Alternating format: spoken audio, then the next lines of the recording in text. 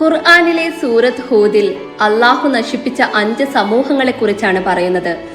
വളരെയധികം ഹീനമായ ജനത, തന്റെ പ്രവാചകരെ അവഗണിച്ചവർ, അള്ളാഹുവിന്റെ വചനങ്ങളെ പരിഹസിച്ചവർ. അവരിൽ അള്ളാഹുവിന്റെ കോപം പതിച്ചു.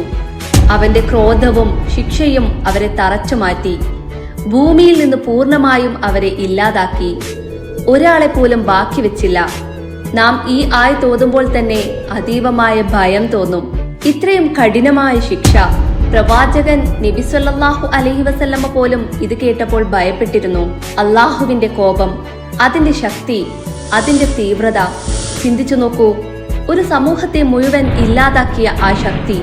എന്നാൽ അതിന് പിന്നാലെ അള്ളാഹു പറഞ്ഞത് എന്ത് എന്നുകൂടെ കേൾക്കൂ. എന്റെ കോപം എത്ര ശക്തമാണെങ്കിലും എന്റെ റഹ്മത്ത് അതിനേക്കാൾ എത്രയോ വലുതാണ്. എന്റെ ക്രോധത്തെ തരണം ചെയ്യുന്നതാണ്. സുബ്ഹാനല്ലാഹ്. ചിന്തിക്കുക, അള്ളാഹുവിന്റെ ക്രോധം എത്ര പ്രബലമായിരിക്കണം. അപ്പോൾ അതിനേക്കാളും വലിയതായ ദയയും ക്ഷമയും ഉള്ള അള്ളാഹുവിനെ പറ്റി നമുക്ക് എന്ത് പറയാനാകും? അവന്റെ കാരുണ്യം അത് അതിനേക്കാളും വലുതാണ്, അതിനേക്കാളും ശക്തിയുള്ളതാണ്. അള്ളാഹു നമ്മെ ശിക്ഷിക്കുന്ന ആൾ മാത്രമല്ല, നമ്മെ രക്ഷിക്കുന്നവനും കൂടിയാണ്. അവന്റെ ദയയിൽ പ്രതീക്ഷ വെക്കണം.